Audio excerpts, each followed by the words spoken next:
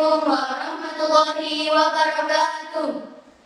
Perkenalkan, kami dari MTS Al-Mutakin akan mempersembahkan film dokumenter tentang penyebaran agama Islam melalui jalur perdagangan dan perkawinan. Perkenalkan, saya Maulian Rahma, di sini sebagai prolog cerita. Perkenalkan, saya Azmi, di sini sebagai raja. Perkenalkan, saya Dina, di sini sebagai anak pedagang. Perkenalkan, saya Intan, di sini sebagai pengawal raja. Perkenalkan, saya Jasmine, di sini sebagai putri raja. Perkenalkan, saya Puri, di sini sebagai pengawal raja. Perkenalkan, saya Fatimah, di sini sebagai prajurit. Perkenalkan, saya Arifah, di sini sebagai pedagang. Selamat menyaksikan. Suatu hari, pada zaman kerajaan Hindu dan Buddha di Nusantara, datanglah banyak pedagang dari berbagai belahan dunia. Pedagang-pedagang tersebut ada yang berlabuh di tanah Jawa, Sumatera, dan di berbagai pulau Indonesia lainnya. Tujuan mereka datang ke Indonesia adalah untuk berdagang dan mendapatkan rempah-rempah dari Nusantara. Beberapa pedagang tersebut juga bertujuan untuk menyebarkan agama dan keyakinan yang mereka miliki, seperti pedagang-pedagang yang berasal dari Arab, Gujarat, dan yang berasal dari negara timur lainnya. Maka dari sinilah awal mula teori masuknya agama Islam ke Indonesia melalui jalur perdagangan maupun perkawinan. Suatu hari, seorang pedagang yang berasal dari Gujarat dengan membawa barang dagangannya berlabuh di tanah Jawa. Pedagang tersebut memulai kegiatan perdagangannya di sebuah desa yang merupakan bagian dari suatu kerajaan Hindu. Di sana mereka berjualan di pasar yang cukup ramai oleh pedagang lokal maupun pedagang luar. Anak laki-laki dari pedagang tersebut selalu membantu ibunya berdagang di pasar. Suatu hari, ia pun pergi menuju pelabuhan untuk mengambil barang dagangannya yang ada di kapal, kemudian membawanya ke pasar. Saya izin pergi mau ke pelabuhan, mau ambil barang yang baru datang. Ya, silakan nak. Tapi hati-hati ya, karena jalan ke pelabuhan itu licin karena hujan semalam. Ya Bu, saya janji akan berhati-hati. Anak pedagang tersebut berjalan menuju ke pelabuhan.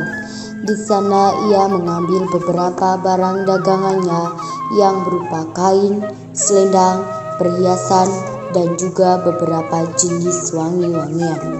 Ayah, aku ingin melihat partisipasi di desa. Aku akan mengirimkan kepada ayah. Boleh? Baiklah, ayah akan izinkan. Akan tetapi seorang prajurit akan mengikuti dan mengawasimu selama perjalanan. Mengapa seperti itu ya? Aku kan bisa sendiri. Putriku, kamu merupakan anak satu-satunya. Ayah hanya ingin memastikan kamu aman dan baik-baik saja. Apalagi sekarang kami pasar lagi ramai-ramainya karena banyak pedagang baru yang datang dari negeri seberang. Aku mengerti kekhawatiranmu, ayah. Baiklah, sekarang itu mau. Prajurit, kemari. Ikutlah putriku ke pasar dan jaga dia baik-baik. Kalau yang mulia, Kalau begitu, aku pamit pergi ya. Baiklah putriku, hati-hati di jalan ya. Sang putri merasa sangat senang karena ia dapat melihat-lihat kondisi pasar yang sangat ramai dengan anak-anak. Meskipun ia sedikit merasa terganggu karena harus diikuti oleh prajuritnya yang terlalu bersikap protektif.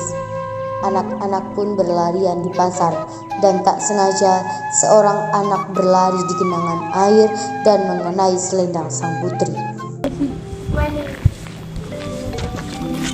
apa yang kau lakukan? Apa kau ingin mati? Maafkan saya, Tuan Putri.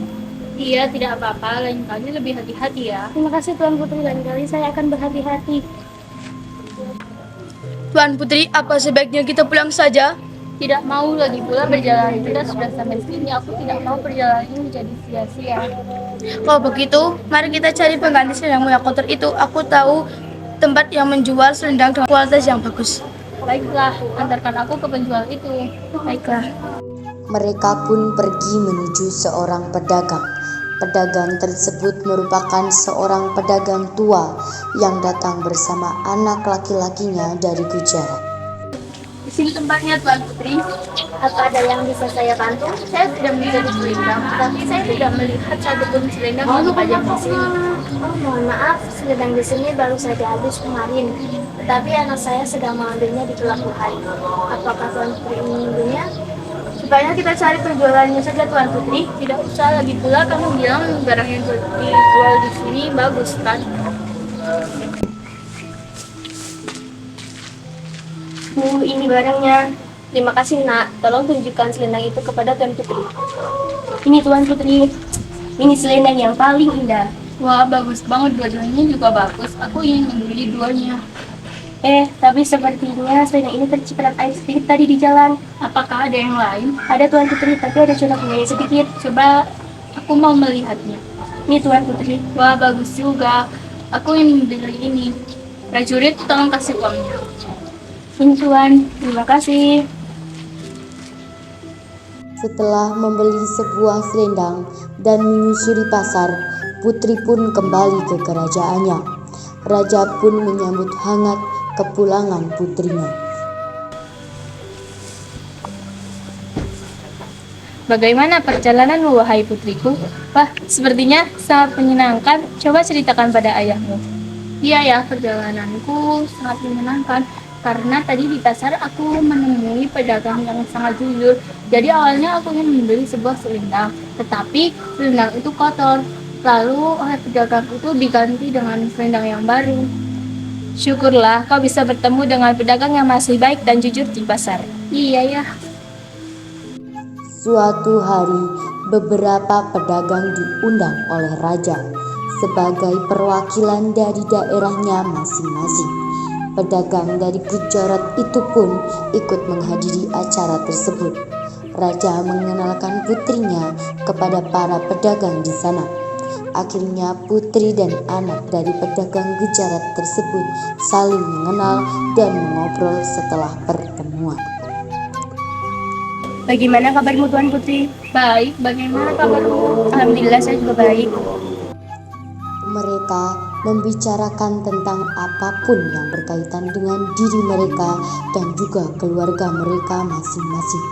Setelah beberapa minggu, mereka pun sering bertemu dan semakin dekat. Putri pun semakin dibuat kagum oleh anak pedagang itu. Putri pun sempat menyatakan perasaannya pada anak pedagang itu, dan ternyata anak pedagang tersebut juga menyukai sang putri. Tetapi ia tidak bisa menikahinya karena agama dan kepercayaan mereka yang saling berbeda.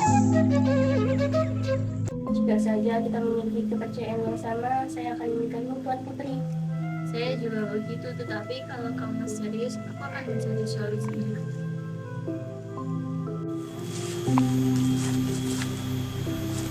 Ayah, aku ingin menikah dengan anak Gujarat itu. Tetapi kita berbeda kepercayaan, anakku. Apa tidak bisa berubah ya? Tidak semudah itu. Tetapi coba ayah pikirkan. Suatu hari, sang raja memutuskan untuk pergi menemui pedagang dan anaknya tersebut. Ada apa gerangan datang kemari Rajaku? Datang saya untuk membicarakan rencana pernikahan anak kita. Bukankah kita berbeda keagamaan? Saya memutuskan untuk mengizinkan anak saya mengikuti agama kalian, dan saya melihat agama Islam adalah agama yang baik. Baiklah kalau begitu Rajaku. Akhirnya, Tuan Putri dan anak dari pedagang Gujarat tersebut menikah. Keluarga kerajaan dan masyarakat di sana satu persatu memeluk agama Islam.